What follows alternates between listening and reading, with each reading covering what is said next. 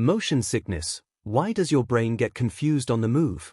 Imagine sitting comfortably in a car, reading a book during a long journey.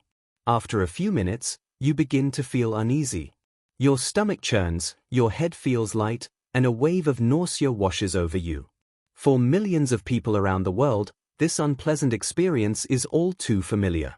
Motion sickness is a common condition that has affected travelers for centuries, whether they are sailing across oceans, flying through the skies, or simply riding in the back seat of a car. But what exactly causes this strange reaction, and why are some people more susceptible than others? Motion sickness occurs when the brain receives conflicting information from different sensory systems. Under normal circumstances, your brain relies on signals from your eyes, inner ears, muscles, and joints to determine your body's position and movement. These systems usually work together seamlessly. However, when they send contradictory messages, confusion arises. Consider the example of reading in a moving car. Your eyes are focused on a stationary page, suggesting that you are not moving. Meanwhile, the fluid-filled structures within your inner ear, known as the vestibular system, detect the motion of the vehicle. Your muscles and joints may also sense movement and changes in direction. The brain receives these mixed signals and struggles to reconcile them. The result can be nausea, dizziness, sweating, and, in severe cases, vomiting. Scientists have proposed several theories to explain why this sensory conflict leads to such unpleasant symptoms. One of the most widely accepted explanations is the evolutionary theory. According to this idea, the brain interprets the conflicting sensory information as a sign that something may be wrong with the nervous system, perhaps due to poisoning. In response, it activates defense mechanisms, including nausea and vomiting, to expel any potentially harmful substances from the body. Although this reaction may seem unnecessary in modern vehicles, it may have had survival value for our distant ancestors. Interestingly, motion sickness is not limited to cars and boats. It can occur in aeroplanes, trains, amusement park rides, and even virtual reality environments. In recent years, researchers have become increasingly interested in what is known as cybersickness. This condition resembles traditional motion sickness but is triggered by digital experiences. When a person wears a virtual reality headset, their eyes may perceive movement through a virtual world while their body remains physically still.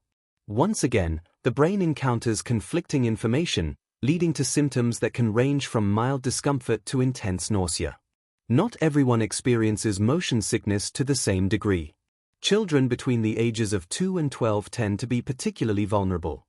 Women are often reported to be more susceptible than men, especially during pregnancy.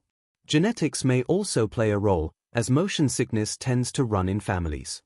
Interestingly, infants rarely suffer from motion sickness, suggesting that the condition develops as the brain's sensory systems mature.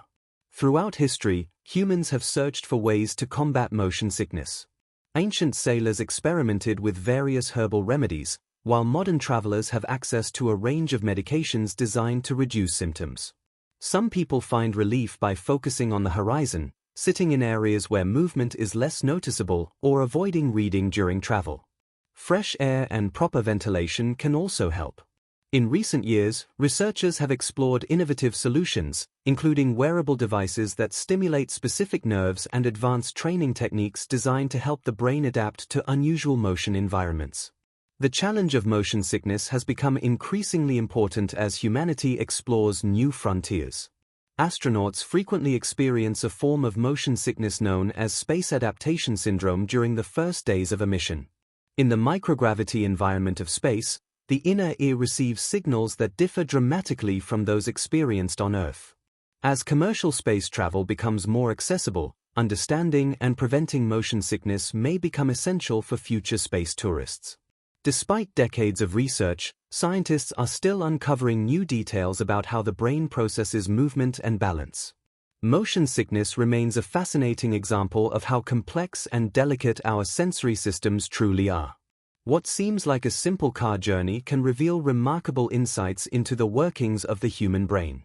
So, the next time you feel queasy during a winding road trip or a turbulent flight, remember that your discomfort is the result of an ancient biological system struggling to make sense of conflicting information. Motion sickness may be unpleasant, but it also offers a unique window into the extraordinary complexity of human perception and the remarkable ways our brains interpret the world around us.